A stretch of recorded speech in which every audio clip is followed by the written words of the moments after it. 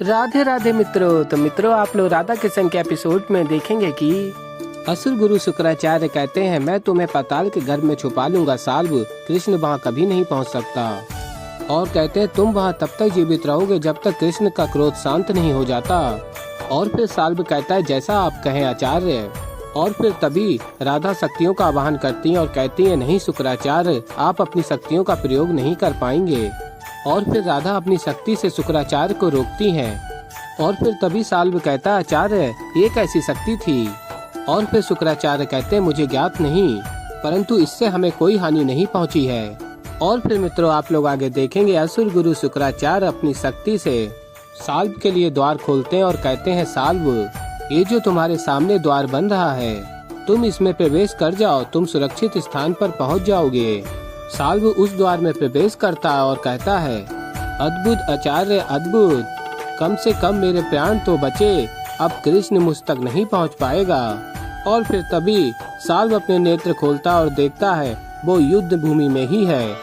और फिर तभी साल्व कहता है शुक्राचार्य ने तो मुझे सुरक्षित स्थान पर लौटाया था, मैं तो पुनः वापस वहीं लौट आया, ये कैसे संभव है। और फिर तभी कृष्ण जी कहते हैं तुम्हें क्या लगता है साल्व, छलास्त्र का उपयोग केवल शुक्राचार्य ही कर सकते हैं, राधा नहीं कर सकती।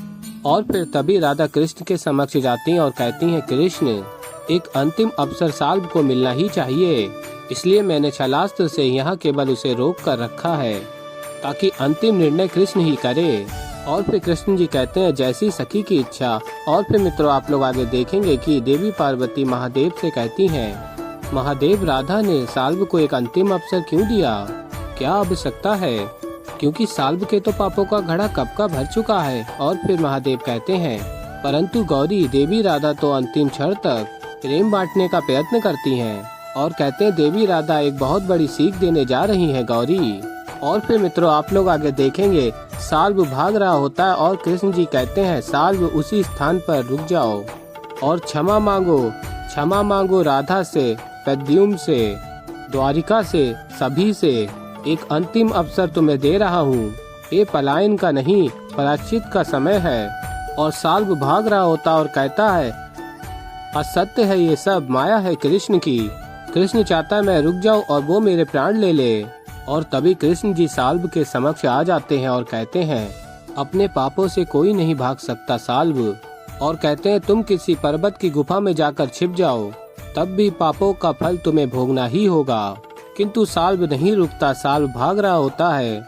और कृष्ण जी हर बार साल्व के समक्ष आ जाते हैं और कहते हैं इसलिए प्रायश्चित करो साल्व, अपने भीतर के प्रेम को जगाओ। और फिर राधा कहती है कृष्ण सुन रहे हो ना मुझे, अपने पाप यदि हमें सताते भागने लगता है साल्व।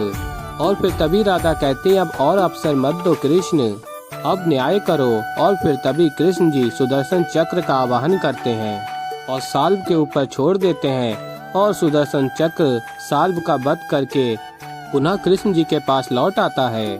और फिर मित्रों, आप लोग आगे देखेंगे कि देवी पार्वती महादेव से कहती हैं राधा कृष्ण ने आज नए उदाहरण की स्थापना की है कि अंतिम क्षण तक व्यक्ति बदल सकते, प्रेम की ओर बह सकता है। राधा ने इसीलिए साल्व को एक अंतिम अवसर दिया, किंतु साल्व ने उस अवसर का उचित उपयोग नहीं कर पाया। और संसार में ये उदाहरण सिद्ध है कि जीवन में चाहे कितनी भी देर क्यों न हो जाए, यदि मन में प्रेम जगाने का एक अवसर हो तो प्रेम जगाना ही चाहिए। और फिर कृष्ण जी कहते हैं उचित कहा बहन पार्वती। और फिर मित्रों, आप लोग आगे देखेंगे कि कृष्ण जी आराध्य महादेव और देवी पार्वती के समक्ष जाते हैं। और फिर देवी पार्वती कहती हैं आप स्वयं चले आए भ्राता। और फिर कृष्ण जी कहते हैं बहन ने इतनी प्रशंसा कर दी तो आना ही पड़ा, और वैसे भी मेरी बहन ने अत्यंत ही उचित बात कही है। और कहते हैं ये मेरा वचन है, हर व्यक्ति को अंतिम क्षण में एक अवसर प्राप्त होगा मेरी ओर से। और यदि वो व्यक्ति अपने हृदय में प्रेम जगाता है, यदि द्वेष का मार्ग छोड़ के वो प्रेम के मार्ग पर आता है, तो मैं उसकी सहायता करूंगा, मैं उस व्यक्ति के निकट आऊंगा। और फिर मित्रों, आप लोग आगे देखेंगे कि कृष्ण जी कहते हैं देखो आज राधा प्रसन्न है तो प्रकृति भी प्रसन्न है, तो कमी है बांसुरी के सुरों की। और तभी कृष्ण जी बांसुरी बजाते हैं और फिर मित्रों आप लोग आगे देखेंगे कृष्ण जी कहते हैं क्या सोच रही हो राधे। के अनुसार तो सोच समय से पूर्व बदलती है, और कहते हैं वैसे देखा जाए तो तुम्हें आज द्वारिका अच्छी लग रही है। हो सकता है कि कल मन में द्वारिका को छोड़कर कहीं और जाने का विचार आ जाए। और फिर राधा कहती है मेरी मन की दौड़ तो मनमीत तक है। मेरे नेत्र उस स्थान को खोजते हैं जहाँ पर कृष्ण है, और कृष्ण तो द्वारिका में है ना, तो भला द्वारिका से जाने का मन भी क्यों करेगा। और फिर कृष्ण जी कहते हैं ये तो समय ही बताएगा। और फिर राधा कहती है अर्थात, और फिर कृष्ण जी कहते हैं अर्थात सुभद्रा का जाने का समय आ गया है, उसका प्रबंध करो। मैं दाऊ को खोजता हूँ, अत्यंत एक महत्वपूर्ण कार्य है। और फिर आगे आप लोग देखेंगे राधा कहती है कृष्ण ने ऐसा क्यों कहा कि समय ही बताएगा। द्वारिका इतनी सुंदर है, यहाँ से जाने का मन भी क्यों करेगा।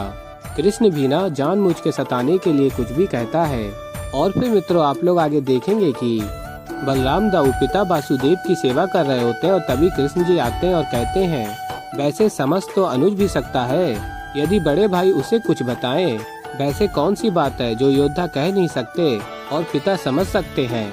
और फिर बलराम दाऊ कहते हैं ऐसी कोई भी बात नहीं है कान्हा। और फिर पिता वासुदेव कहते हैं कृष्ण मुझे कुछ बात करनी है बलराम के विषय में। और कहते हैं पुत्र हमें लगता है निरंतर युद्धों के चलने के कारण बलराम थक गया है, और समस्त राज का कार्यभार भी यही संभालता है।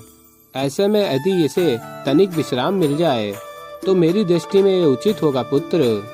और फिर कृष्ण जी कहते हैं पिताश्री मुझे नहीं लगता कि ऐसा कुछ होगा। यदि ऐसा होता तो दाऊ मुझे भी तो ये बात बता सकते थे। और फिर पिता वासुदेव कहते हैं हाँ कह तो ये तुमसे भी सकता है, कदाचित ये संकोच कर रहा हो।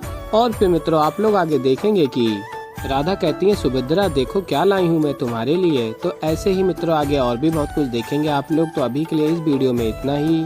तो तब तक के लिए मित्रों राधे राधे।